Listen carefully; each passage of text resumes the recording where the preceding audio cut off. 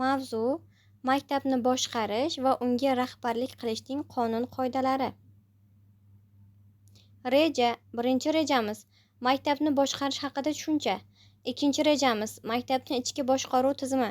Uchinchi rejamiz: maktabning ichki boshqaruviga rahbarlik. Maktabni boshqarishning asosiy tamoyillari. Maktabni boshqarish ta'lim tizimining muvaffaqiyatli ishlashi uchun zaruriy jarayon. U o'qituvchilar, o'quvchilar va ota-onalar o'rtasida samarali aloqani ta'minlaydi va ta'lim sifatini oshirishga yordam beradi. Maktab rahbariyati va o'qituvchilar o'rtasida hamkorlik ta'lim jarayonining samaradorligini oshiradi. O'quvchilar bilan o'zaro aloqalar ham muhim bo'lib, ularning ijtimoiy va akademik rivojlanishiga yordam beradi. Boshqarish tamoyillari. 1. Rejalashtirish, maqsadlarni belgilash va ularni amalga oshirish rejasini ishlab chiqish. 2. Tashkil etish, resurslarni to'g'ri taqsimlash. 3. Nazorat qilish, faoliyatni kuzatish va kerakli o'zgarishlarni kiritish. Maktabni boshqarishda hamkorlik va ochiqlik tamoyillari muhim ahamiyatga ega. Bu tamoyillar o'zaro ishonchni oshiradi va barcha ishtirokchilar o'rtasida yaxshi munosabatni ta'minlaydi. Maktab boshqaruvi uchun qonuniy asoslar.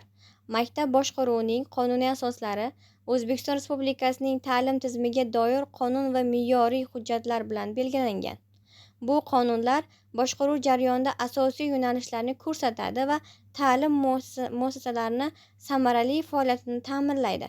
Huquqiy me'yorlar maktabni boshqarish va rahbarlik qilishda muhim rol o'ynaydi. Maktabni ichki boshqaruv tizimi. Maktabni ichki boshqaruv tizimi ta'lim jarayonining samaradorligini oshirishda muhim rol o'ynaydi. Asosiy tamoyillar: ochiqlik va shaffoflik, qarorlar jarayonida barcha qismning ishtiroki, muvofiqlik, ichki boshqaruv va tashqi talablar o'rtasidagi muvozanat. 3. Mas'uliyat, vazifalarni aniq belgilash va ularni bajarish uchun javobgarlik. 4. Innovatsion yondashuv, yangi g'oyalar va usullarni joriy etish. Ushbu tamoyillar o'quv jarayoniga ta'sir qilib, sifatni yaxshilash va natijalarni oshirishga yordam beradi. Ichki boshqaruv tizimining qonuniy asoslari. Ichki boshqaruv tizimining qonuniy asoslari ta'lim muassasalarida samarali boshqaruv va rahbarlikni ta'minlaydi. Huquqiy hujjatlar, masalan, qonunlar va normativlar ichki boshqaruv tizimlarini shakllantirishda muhim rol o'ynaydi. Bu tizim resurslarni taqsimlash, koordinatsiyasini yaxshilash va o'quv jarayonini samarali qilishda yordam beradi. Maktab ichki boshqaruv tamoyillari. Maktab ichki boshqaruvi tushunchasi, ta'rifi va ahamiyati. U ta'lim jarayonining sifatini yaxshilash va maktab muhitida rahbarlikning samaradorligini oshirishga qaratilgan. Ichki boshqaruv tamoyillari: egalik, mas'uliyat, shaffoflik. Bu tamoyillar boshqaruv jarayonida ishtirok etuvchi barcha taraflarning o'zaro munosabatlarini tartibga soladi. Maktab ichki boshqaruvida rahbarlikning roli va muhimligi. Rahbarlarning ta'lim muassasasining maqsadlariga erishishdagi funksiyalarini belgilaydi. Samarali rahbarlik maktabning muvaffaqiyatli faoliyatini ta'minlaydi. Ichki boshqaruv qonuniy asoslari. Maktab ichki boshqaruvni tartibga soluvchi qonun-qoidalar ta'lim muassasalarining samarali faoliyatini ta'minlaydi. Ushbu qonunlar xususan maktab rahbariyatining huquqlari va majburiyatlarini belgilab beradi. Shuningdek, ta'lim jarayonida adolat va shaffoflikni ta'minlashga xizmat qiladi. Qonuniy rahbarlik va ichki boshqaruv o'rtasida bog'lanish ta'lim muassasalarining muvaffaqiyatli ishlashi uchun muhim hisoblanadi.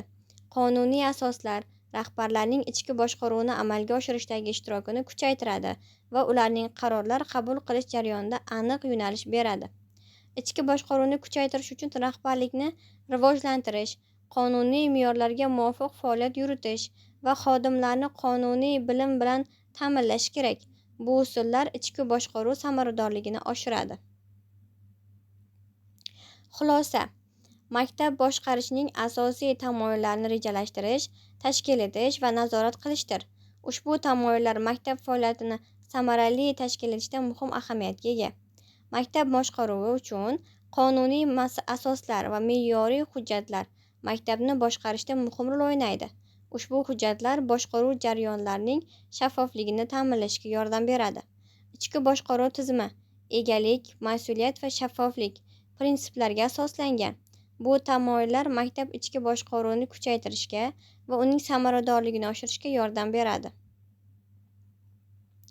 Bu yerda foydalangan adabiyotlarimiz ro'yxati berilgan. E'tiboringiz uchun rahmat.